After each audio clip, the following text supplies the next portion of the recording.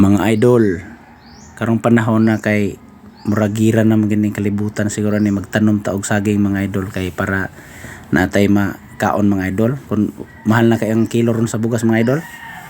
So, mananom tag saging para makataga pud ta dayon. Ngani ra ang teknik sa pagtanom mga idol para kataga ka dayon. Oh, di ba mga idol?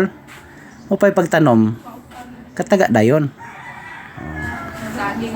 So, yun ani ra gito himon mga idol, mananom lang kitag saging para natay pang sapar-sapar sa kamar sa bugas karon.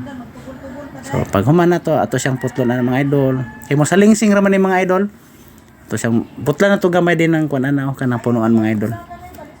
Ato siyang putlan gamay na kani kay parang mo salingsing ni, mo salingsing man ni, mo sanga-sanga ni siya para makabunga na pud siya pohon. Ana na, mubuo siya kayo, salingsing na siya. So mo na siya mga idol. Kalungag na ta mga idol, parisan din natog bulad o ginamos mga idol. So ingon na ra jud siya ang atong kinabuhi mga idol.